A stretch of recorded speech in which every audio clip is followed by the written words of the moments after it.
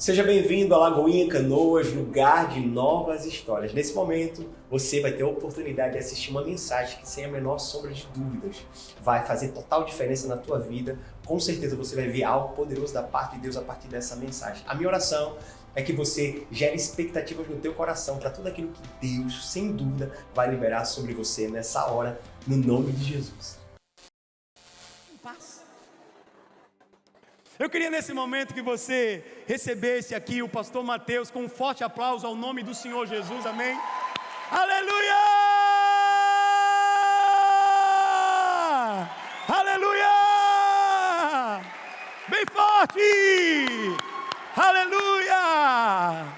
Aleluia, glória a Deus! O Mateus, como todos vocês sabem, ele é professor do Seminário Carisma. Aliás, onde é que estão os carismáticos? Aonde estão os carismáticos?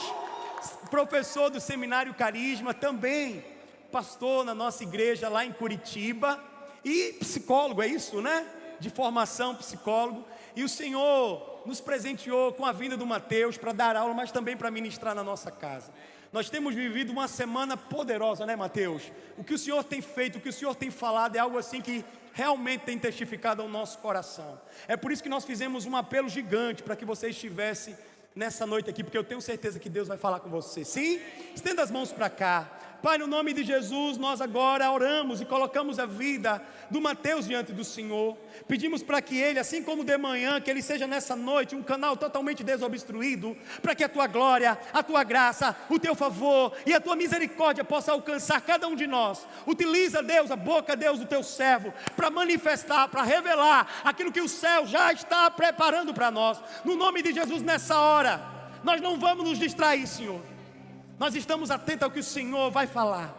Fala ao nosso coração. O nosso coração está aberto, a nossa mente está desperta. Deus, os nossos olhos espirituais estão abertos para ver e ouvir aquilo que o Senhor tem para nós, através da vida do teu servo, no nome de Jesus. E você diz, amém, amém. E aplaude mais uma vez o nome do Senhor.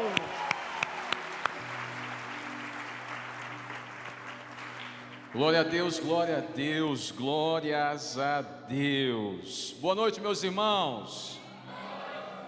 Expectativas em Deus para essa noite?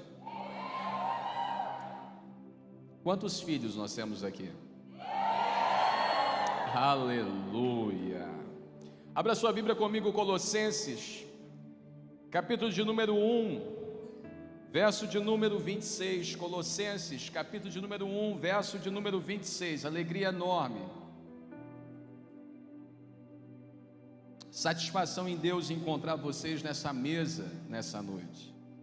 Alegria no espírito de saber que o Pai marcou um encontro com os seus filhos e me deu o privilégio de lavar os seus pés e ministrar o seu coração nessa noite. Nessa noite eu tenho certeza que o Espírito do Senhor abrirá os olhos do nosso entendimento. Nessa noite eu tenho certeza que escamas vão cair e o nosso entendimento será iluminado pela palavra.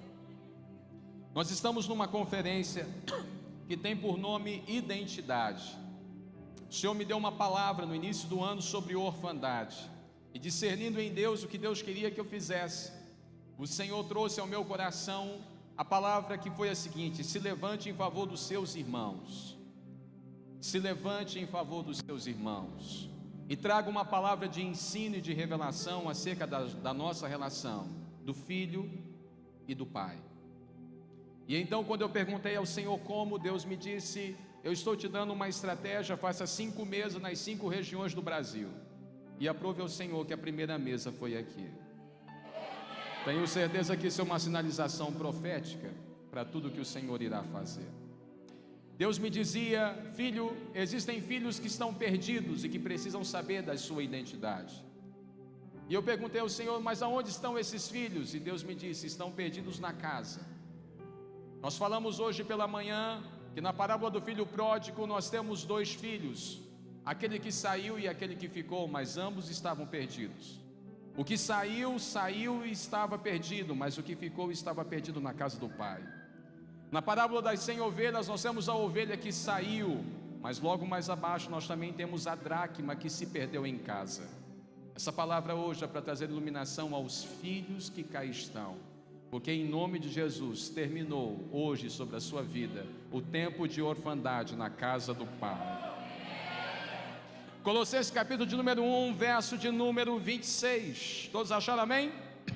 A Bíblia vai dizer: o mistério que estivera oculto dos séculos e das gerações, agora todavia se manifestou aos seus santos, aos quais Deus quis dar a conhecer qual seja a riqueza da glória deste mistério entre os gentios. Isto é, preste atenção, grave isso: Cristo em a esperança da glória, a qual nós anunciamos, advertindo a todo homem e ensinando a todo homem toda sabedoria, a fim de nos apresentarmos todo homem perfeito para isso é que eu também me afadigo, esforçando-me o mais possível, segundo a eficácia que opera eficientemente em mim. Nessa noite, meus queridos, eu quero falar com você um pouquinho sobre a identidade dos filhos e a vocação dos filhos de Deus. Paulo falou no texto que nós acabamos de ler que ele se engajou de maneira especial, intencional, para um propósito, a saber, que os filhos possam em Cristo se apresentar de modo pleno e perfeito. Esse engajamento de Paulo tem uma razão. E até o final da mensagem, o desejo do meu coração é que você entenda comigo a profundidade do que Paulo está dizendo aqui sobre a nossa plenitude em Cristo. Mas antes de nós chegarmos nesse texto e pensarmos algumas verdades sobre a nossa identidade, sobre a nossa vocação, eu quero retomar com você aquilo que está em Gênesis 1:26, onde a Bíblia vai dizer que num dado momento da criação, depois que Deus já havia criado todo o cosmos, Deus estabelece ali uma referência acerca da criação do humano ser.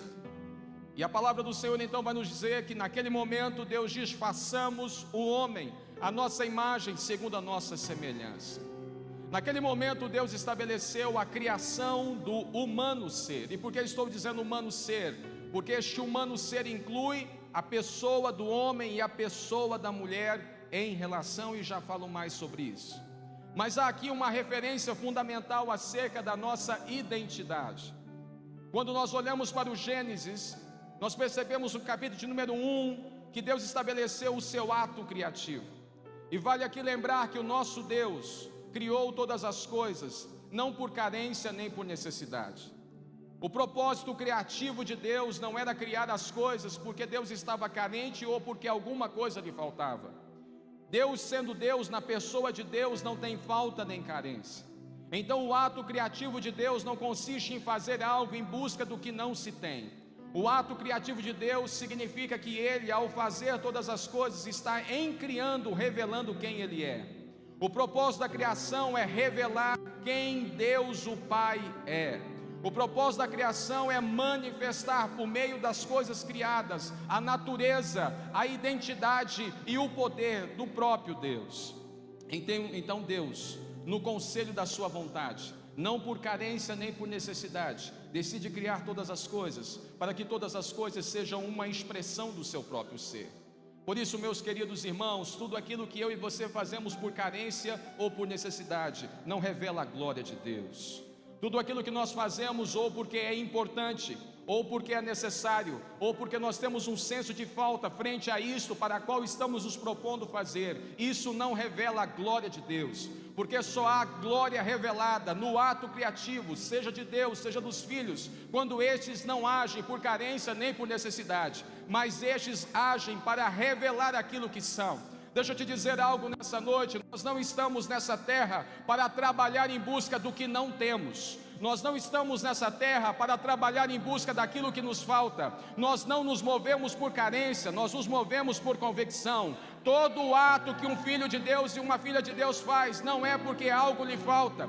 Todo ato que um filho e uma filha de Deus faz é porque no ato de fazer ele está revelando a virtude que ele carrega. Ele está revelando aquilo que ele traz. Porque um filho e uma filha de Deus, como nós aprendemos essa manhã, não é um órfão carente, é alguém convicto e cheio. tão cheio que transborda, tão transbordante que ultrapassa o limite de si mesmo e revela onde está a natureza a qual ele pertence.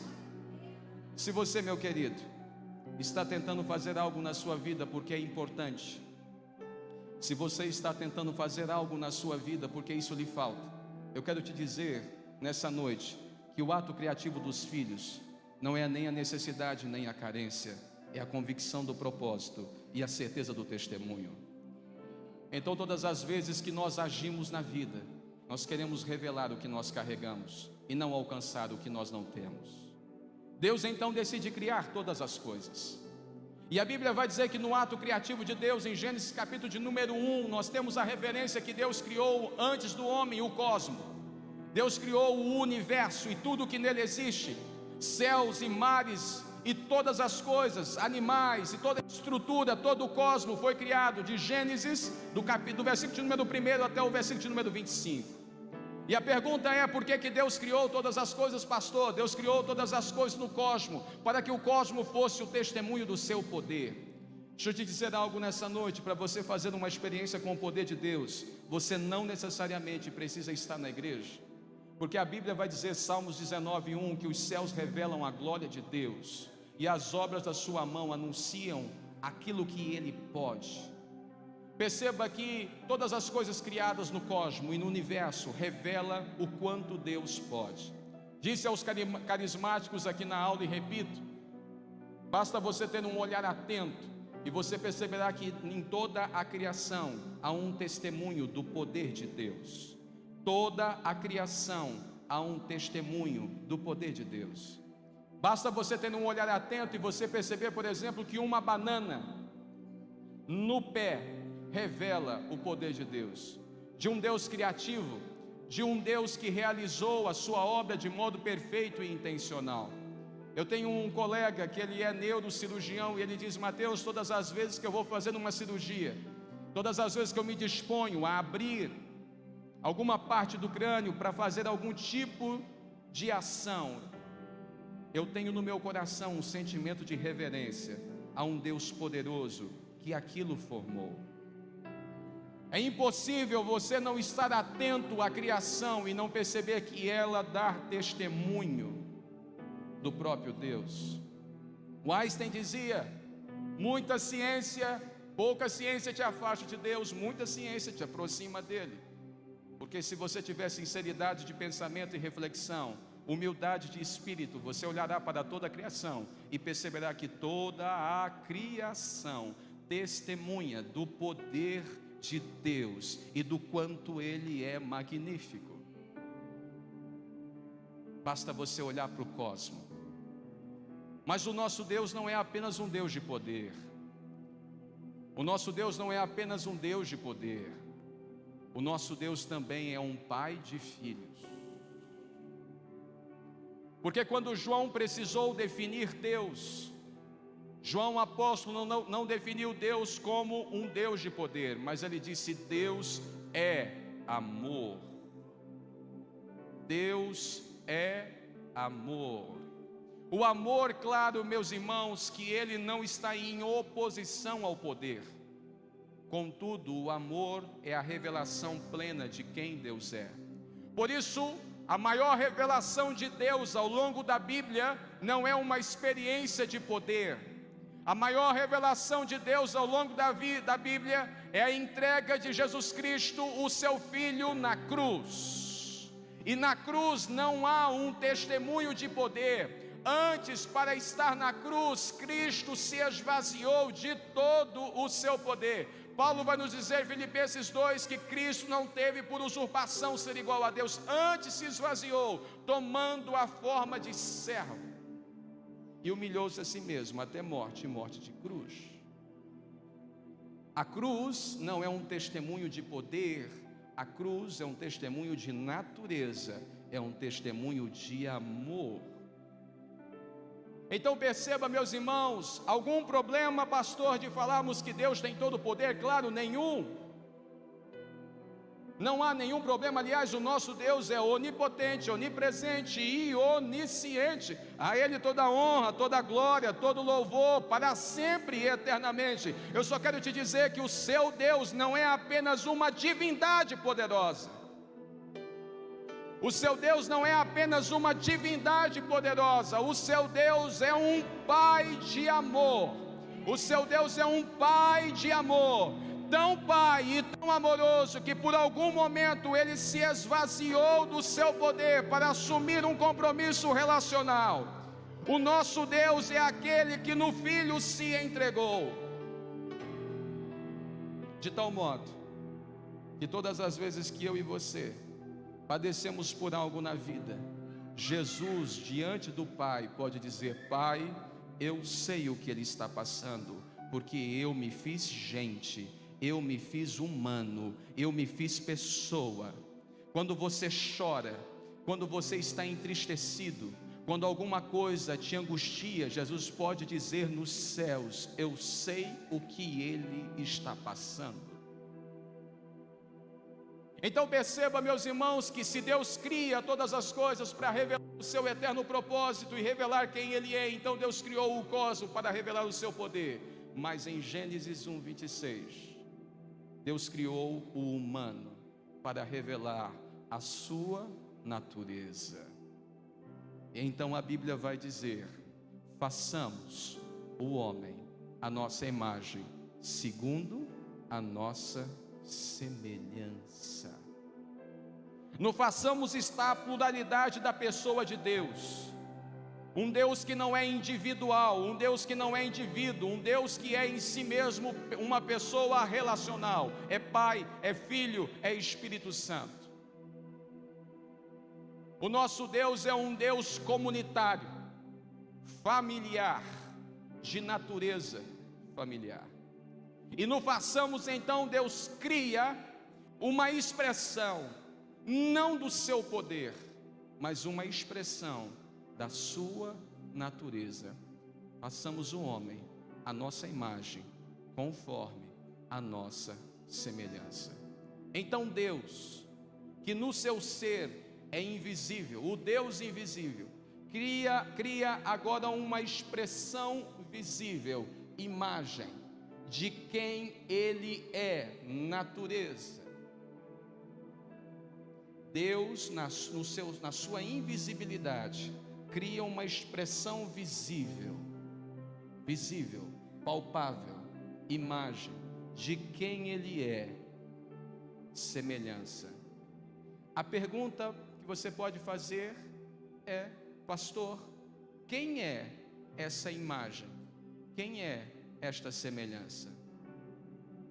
Quem são imagem e semelhança? Nós.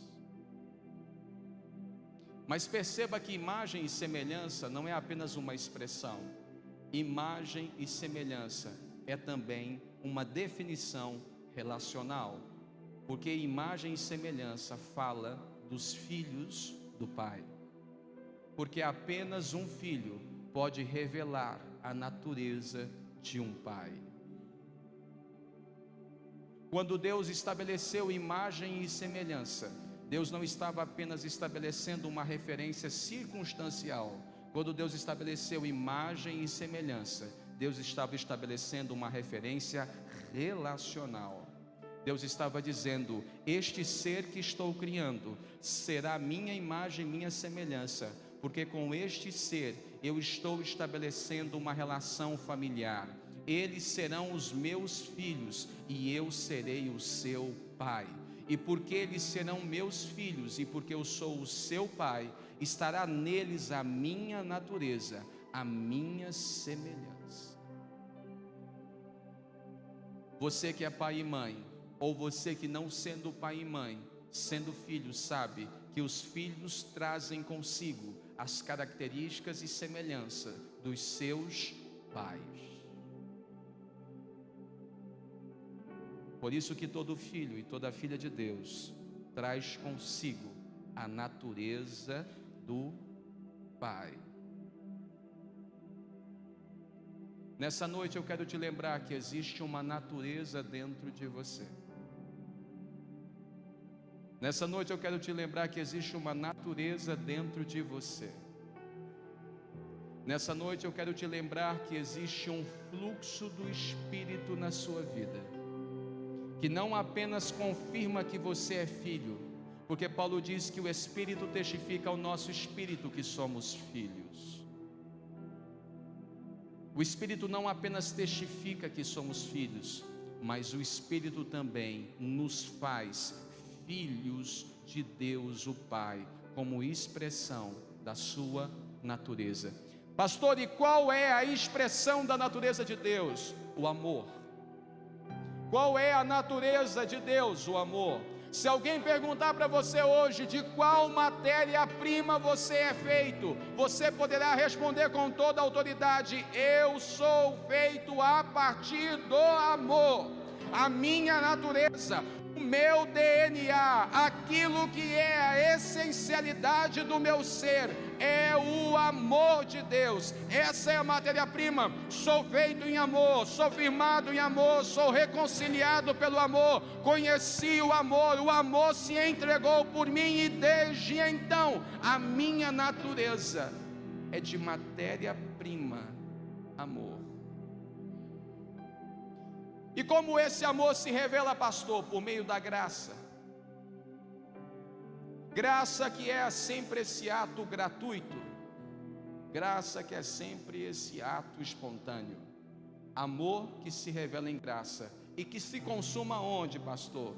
Na comunhão do Espírito Santo de Deus. Mas nós sabemos a história. A Bíblia vai dizer que o nosso Senhor, Deus formou o homem, mas o homem pecou, e quando o homem pecou, ele perdeu a referência eterna e a consciência de quem ele era. Quando o homem pecou, ele perdeu a referência de que ele era filho, imagem e semelhança de Deus, e ele passou a viver pela sua própria imagem, tentando construir o que ele poderia fazer de si mesmo.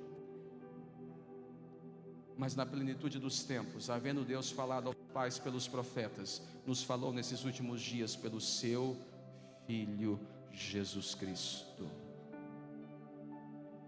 Porque se Adão não conseguiu ser imagem e semelhança de Deus, porque ele perdeu a referência eterna de Deus, Jesus, na plenitude dos tempos, como humano ser, gerado pelo Espírito, assume a responsabilidade de agora revelar quem Deus o Pai é. Morreu na cruz e ressuscitou ao terceiro dia e foi assunto aos céus, mas disse: eu subirei e eu enviarei o meu Espírito. Agora preste atenção, eu vou trazer algumas referências principais e aplicações. O humano ser, ele tem uma vocação, ser filho. O maior chamamento de Deus para a sua vida, meu irmão, é ser filho. A maior aventura que um ser humano pode fazer na sua vida é se descobrir filho do Pai. A maior experiência que alguém pode fazer de modo existencial é descobrir a sua filiação em Deus. A maior experiência que nós podemos fazer é essa. Agora preste atenção. Nós não começamos a caminhar com Deus como filhos, porque o nosso estágio é da orfandade. Nessa manhã nós trouxemos uma mensagem para denunciar o espírito de orfandade. Mas agora nós estamos reconectados com Deus por meio de Cristo. Agora nós temos em Cristo a nossa referência. Mas deixa eu te explicar de modo prático o que é Cristo. Cristo não é apenas o sobrenome de Jesus. Cristo não é apenas o sobrenome de Jesus. Jesus Cristo. Cristo é o nome pelos quais os filhos de Deus são chamados. Cristo é o nome pelos quais os filhos de Deus são chamados. Jesus foi o unigênito do Pai, João 3,16. Porque Deus amou o mundo de tal maneira que deu o seu Filho unigênito. Mas Colossenses capítulo de número 1, verso de número 15, vai dizer que agora Jesus não é apenas o primogênito, Ele agora o unigênito, Ele agora é o primogênito entre muitos irmãos. Preste atenção no que eu vou te dizer, irmão. Conhecer a Jesus não é fazer o caminho com Jesus. Conhecer a Jesus é fazer o caminho como Jesus. Ser cristão não é estar ao lado de Jesus. Ser cristão é viver como Jesus viveu, é viver como um Cristo. Eu quero hoje fazer uma denúncia para que haja renovação do nosso entendimento. Jesus não pode se transformar no objeto da nossa devoção. Jesus tem que se tornar na fonte da nossa inspiração. Nós não podemos fazer de Jesus algo ou um objeto que nós cultuamos no domingo, se na segunda-feira nós não vivemos a vida como Ele viveu. Eu preciso fazer essa denúncia para que haja renovação no seu entendimento. Cristo não é o objeto do nosso culto. Sim, nós vamos adorar a Cristo, mas a nossa adoração não pode terminar apenas numa devoção cega que não transforma a nossa vida. Nossa devoção não pode nos enredar numa religiosidade de cultuarmos a Jesus com as palavras no domingo, mas não vivemos como Ele na segunda-feira, não revelamos a sua natureza em nós. Nós não podemos continuar vendo Jesus como um ídolo de adoração, se nós não o vermos como a fonte da nossa inspiração. Nós não podemos continuar adorando a Jesus com as nossas palavras, se a nossa vida não traduzir aquilo que Jesus foi e é. Porque um filho não é um devoto, e a filiação não é um direito, mas um compromisso de entregar a sua vida para viver como Ele viveu.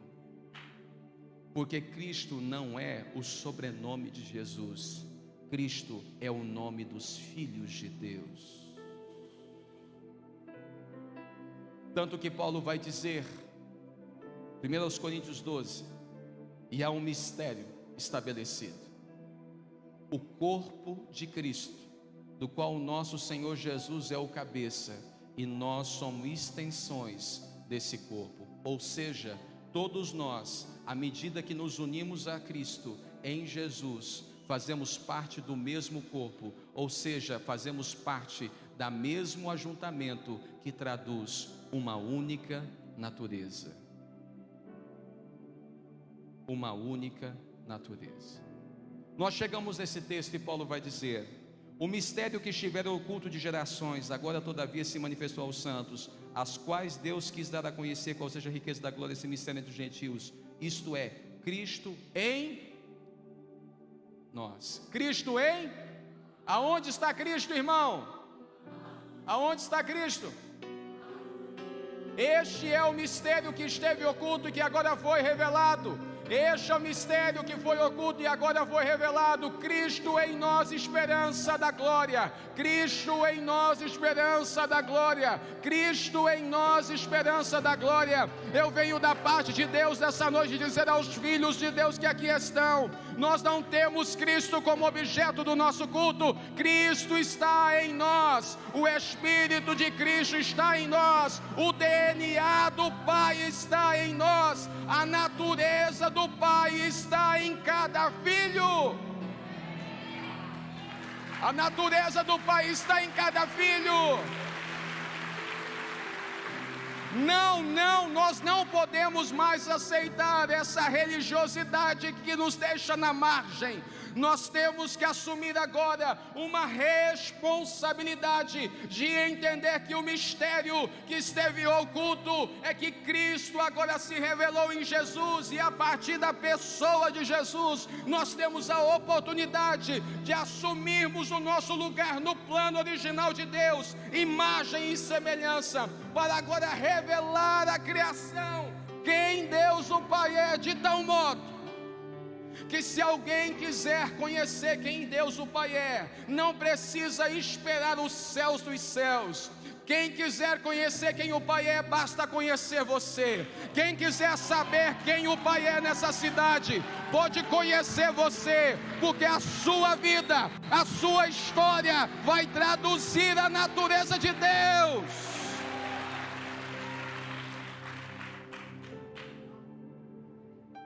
A sua vida vai traduzir a natureza de Deus. Quem quiser conhecer Deus, o Pai em Canoas, não vai precisar esperar os céus dos céus. Quem quiser conhecer o Pai em Canoas, não vai precisar ter uma experiência mística, não vai precisar buscar em outras religiões. Quem quiser conhecer Deus, o Pai em Canoas, vai poder marcar um café com você, vai sentar com você, e quando você olhar para Ele, a natureza, o DNA, a identidade, o propósito, a semelhança, a imagem vai ser traduzida em você e a partir de você.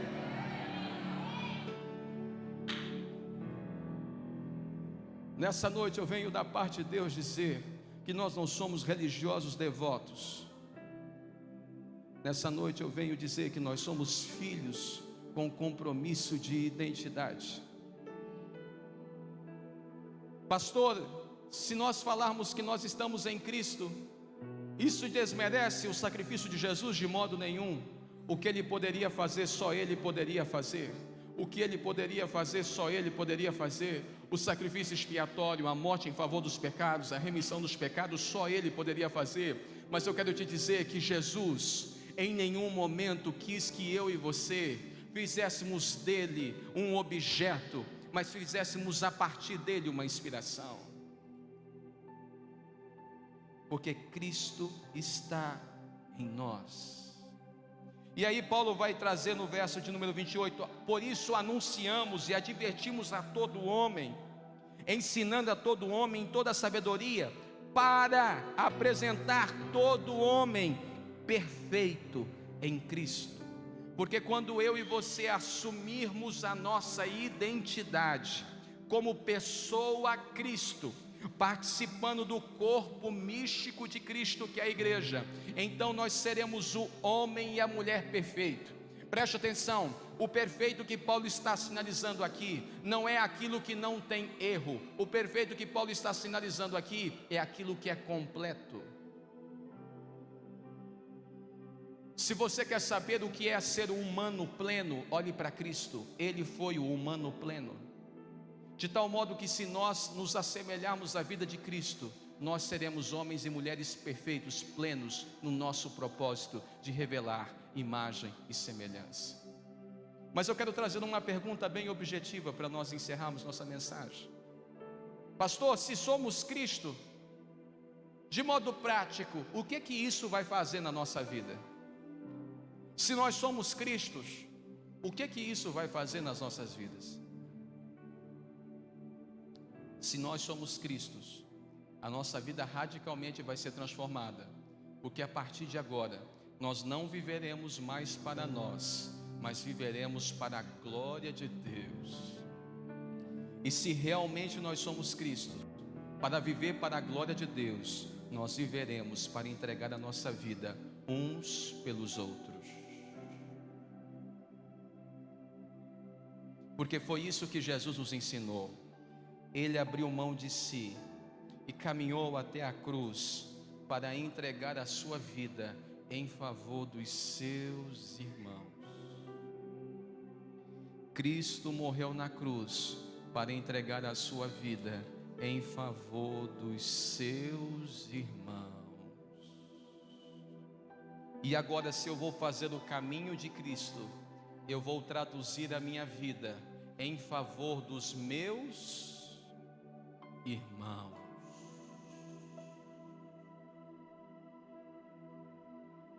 Porque se saber salvo por Jesus não traz redenção, se nós não entregarmos a nossa vida uns pelos outros. Paulo vai nos dizer que o amor de Cristo nos constrange, que se um morreu por todos, logo todos morreram, para que não vivam mais para si, mas vivam para aqueles que por ele morreu e ressuscitou. Eu venho da parte de Deus nessa noite, chamar os filhos. Eu venho da parte de Deus nessa noite chamar os filhos à consciência de Cristo.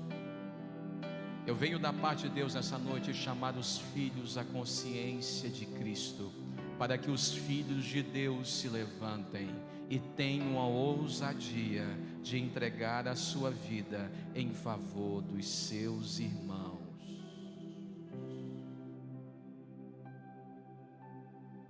Porque, meus irmãos, quem realmente conhecer a Cristo, irá conhecer o Pai.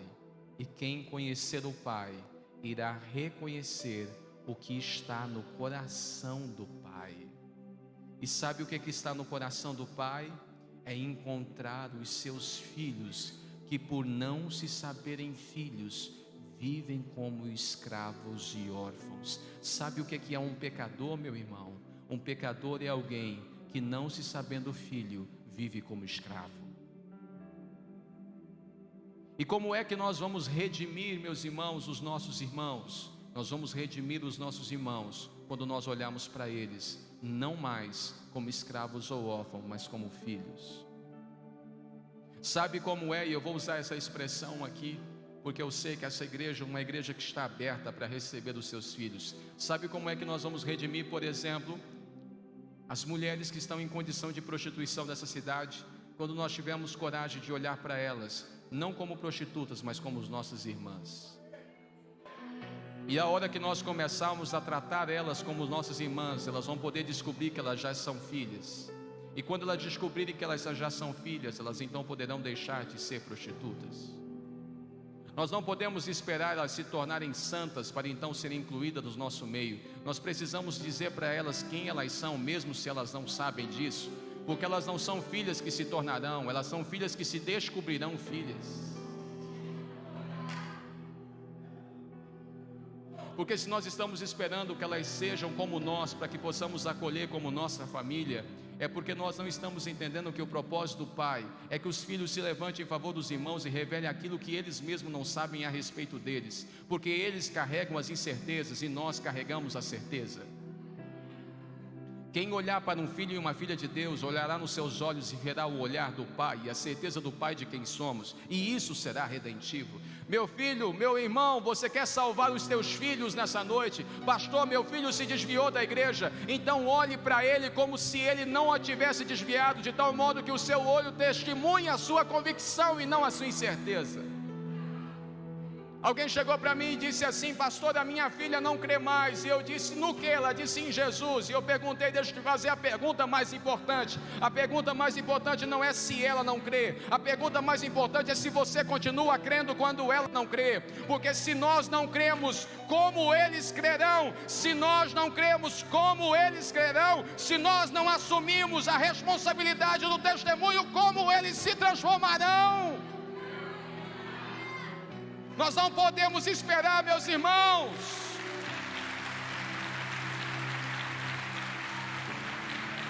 Nós não podemos esperar que as prostitutas dessa cidade sejam nossas irmãs na comunidade. Nós temos que olhar para elas como nossas irmãs e revelar no nosso olhar o testemunho e a convicção de quem elas são, mas não sabem. Nós temos que olhar para os nossos jovens em crises, em dúvida, e sermos a sinalização da certeza. Eles podem ter dúvida, nós não podemos, porque nós conhecemos o Pai. Sabe como os ladrões dessa cidade vão se converter? Quando nós olharmos para eles como irmãos,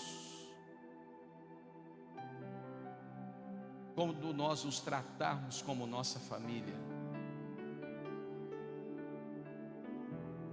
quando nós entregarmos a nossa vida uns pelos outros. Quando eu vinha para cá hoje, eu fiz uma oração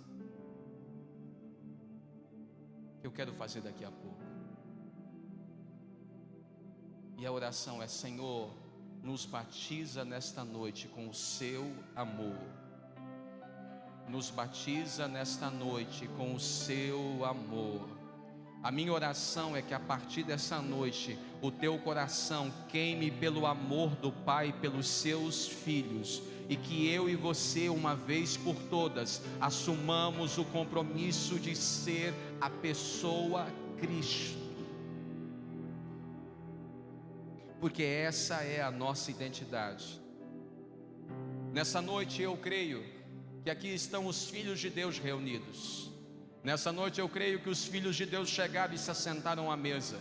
Nessa noite eu creio que os filhos de Deus se assentaram à mesa e que o Pai está sentado conosco à mesa, olhando para nós e dizendo: eu deixei em você a minha natureza, a minha natureza, a minha natureza. Eu quero declarar sobre a sua vida que a sua natureza não é o remorso. Eu quero declarar sobre a sua vida que a sua natureza não é a inveja, o orgulho. Eu quero declarar sobre a sua vida que a sua natureza não é a tristeza nem a decepção. Eu quero declarar sobre a sua vida que a sua natureza não é o ressentimento, nem o medo, nem a insegurança. Eu quero declarar sobre a sua vida que a sua identidade é Cristo, é Cristo, é Cristo, é Cristo, é Cristo. As virtudes do Pai, o DNA do Pai, o Espírito de Cristo está sobre nós. O Espírito de Cristo está sobre nós. E por que eu estou dizendo isso, meus irmãos? Porque há uma urgência nos céus. O Pai está ansioso para receber os filhos em casa, mas o Pai não virá enquanto os filhos não estiverem reunidos. Então Paulo diz que há uma expectativa na criação, aguardando que os filhos de Deus se levantem. E como os filhos de Deus vão se levantar? Como pessoas Cristo. Por isso que em Antioquia os discípulos foram chamados pela primeira vez cristãos. Homens e mulheres que tinham em Jesus a inspiração das suas vidas, que não olhavam para Jesus como objeto de adoração, mas olhavam para Jesus como uma vida de inspiração. Ser como Cristo, amar como Cristo, tocar como Cristo, olhar como Cristo, sentir como Cristo, abraçar como Cristo, partilhar como Cristo, entregar as suas próprias vidas como Cristo, repartir a sua vida em favor dos seus irmãos. Eu tenho uma pergunta para você nessa noite: aonde estaremos quando o Pai nos procurar? Fora da casa, tentando achar a vida boa para ser vivida? Dentro da casa, perdido como o filho mais velho, tentando trabalhar para garantir alguma coisa? Ou como pessoas Cristos que se levante em favor dos irmãos?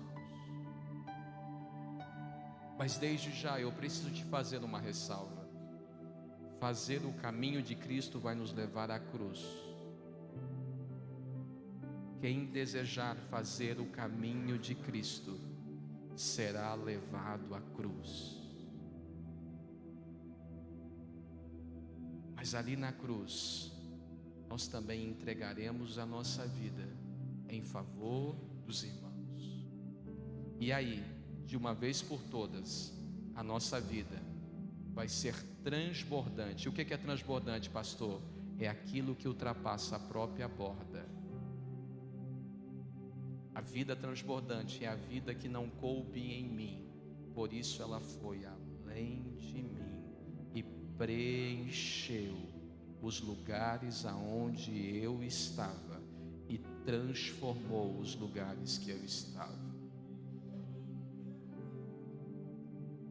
Duas sinalizações e nós oramos. Primeira sinalização: Você tem uma identidade, e a sua identidade te coloca frente a um propósito. A sua identidade é Cristo, e o seu propósito é se entregar em favor dos irmãos. A segunda sinalização que eu tenho para fazer para você nessa noite é: não busque mais uma terra prometida, seja você a promessa da terra. Irmãos, essa semana você não sabe o que foi essa semana. Eu preciso testemunhar isso para fechar sobre a questão da terra. Essa semana eu estava vindo para cá para dar aula no Carisma, e quando eu cheguei, o avião pousou em Porto Alegre, os meus 2 ouvidos tamparam. Eu achei que aquilo tinha a ver alguma coisa com o voo, mas como eu sempre estou viajando, eu achei aquilo estranho, porque normalmente isso não acontece. Fui mexendo no ouvido, esse aqui abriu, mas o esquerdo ficou tapado. Cheguei aqui para dar aula no Carisma, sinalizei para os irmãos, alguém disse: pastor, vamos levar você na farmácia para comprar alguma coisa para pingar. Os alunos do Carisma sabem que no começo da aula de segunda-feira eu sinalizei que o meu ouvido estava tampado, tanto que viraram essa caixa porque eu não estava me ouvindo. E quando eu comecei a dar a aula, o meu ouvido abriu. Quando o meu ouvido abriu, gerou uma impressão no meu espírito. E a impressão que gerou no meu espírito foi: não é apenas sobre o voo. Fui então orar, comecei a orar. Terça-feira Deus me deu uma palavra: estou te dando uma impressão no corpo, gerando uma revelação no espírito, para que você entenda pelo que você deve orar nessa semana, porque eu sabia que nós teremos a conferência. E Deus então me disse: você chegou numa terra de pessoas surdas. Há uma surdez sobre esta terra. Então eu comecei a orar, e a palavra que me veio ao espírito foi efatar. Lembrei do texto de Marcos, da cura de Jesus por aquele surdo. Mas aí, lendo o texto, eu me lembrei que ele também era gago. E Deus me disse: há uma surdez e uma gagueira na terra que você está. Por isso que existe tanta divisão, porque não há comunicação. Não há comunicação nas casas, não há comunicação nas igrejas, não há comunicação nos trabalhos, não há comunicação, porque existe uma estratégia de Satanás de criar uma cultura de gagos e surdos, surdos tentando ouvir gagos e gagos tentando falar com surdos. Alguém diz A, o outro entende B, o outro entendendo B responde C, aquilo que alguém entende por D. Comecei a orar por isso. Chego aqui na igreja e alguém sinaliza para mim sem eu falar nada: pastor, eu tenho uma dificuldade de comunicação na minha casa que você não tem ideia. Eu falo uma coisa e alguém entende totalmente diferente o que eu falei, e as pessoas levantam e dizem: por que você está falando isso? E eu digo para mim mesmo: mas não era isso que eu queria falar.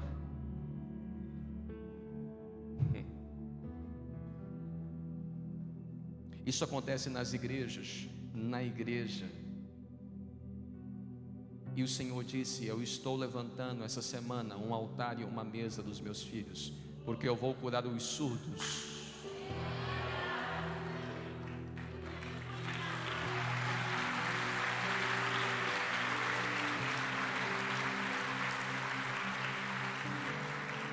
Existe muita mãe que está tentando se comunicar com os seus filhos aqui, e os seus filhos não conseguem te ouvir.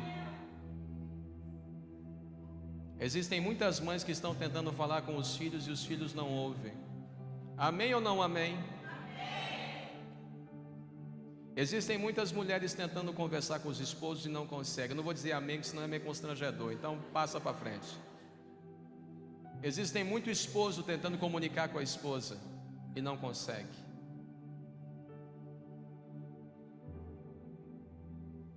Existem muitas pessoas tendo dificuldade de relacionamento porque não conseguem se comunicar.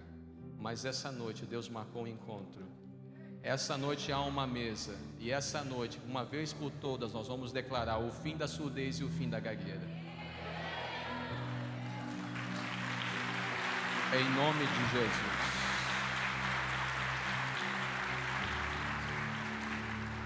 Para pregar essa palavra eu orei e disse: Pai,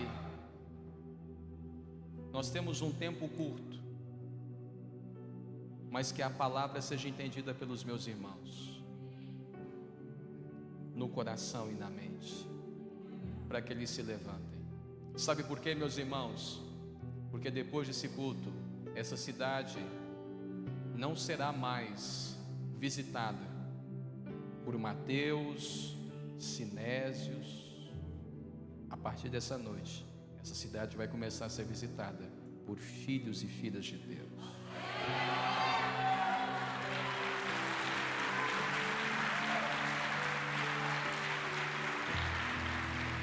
As ruas de Canoas vão começar a ser visitadas por filhos e filhas. O inferno estava tentando nos atrapalhar, mas a partir de hoje nós tomamos posse, e em cada lugar que nós chegarmos, a semente de Cristo vai estar fluindo, fluindo, fluindo, fluindo, fluindo, fluindo, fluindo, fluindo, fluindo, fluindo.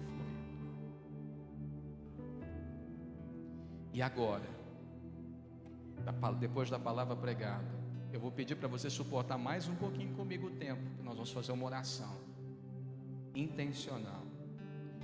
E eu quero pedir em nome de Jesus, que os filhos de Deus, dentro desta casa, entendendo a natureza Cristo, entendendo quem são em Deus, e entendendo que eles têm um compromisso com esta cidade e com esse estado, os filhos de Deus se coloquem de pé, em nome de Jesus.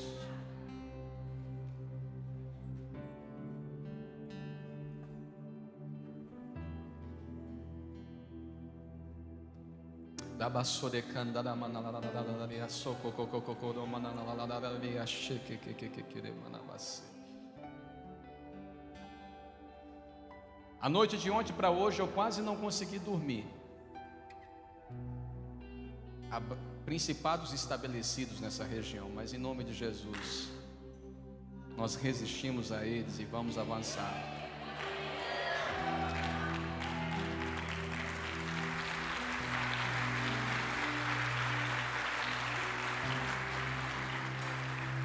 Nós vamos ter um momento de louvor. E eu quero que você comece a gerar um clamor por essa cidade agora, como filho que você é. Você começa a gerar um clamor por Canoas, um clamor pela cidade que você está, por esse estado. Comece a gerar um clamor como filho, como Cristo, como pessoa Cristo.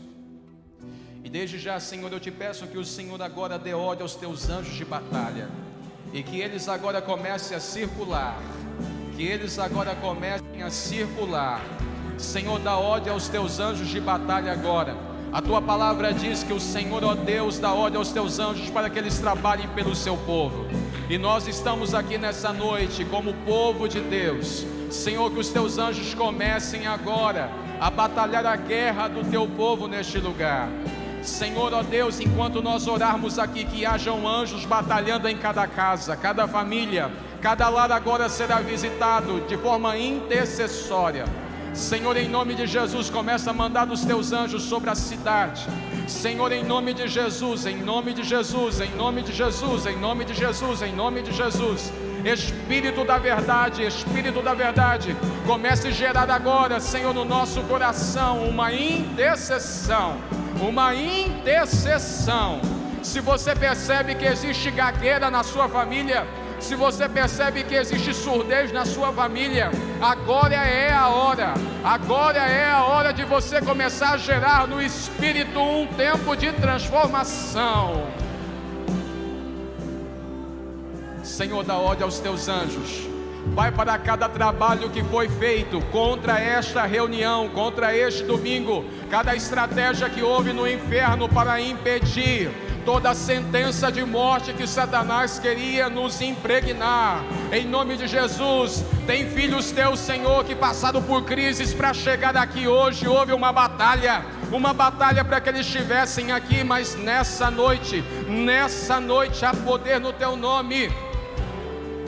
Comece a gerar agora, comece a gerar no teu espírito uma oração uma oração e nós teremos um louvor. E depois nós vamos orar juntos e declarar. Porque eu creio que hoje os rios de Deus vão começar a ecoar. O som de muitas águas vai começar a ecoar sobre a cidade. O som de muitas águas vai ecoar sobre a cidade. Há um fluxo do Espírito, meu irmão. Há um fluxo do Espírito. Há um fluxo do Espírito. Há um fluxo do Espírito. Vamos gerar.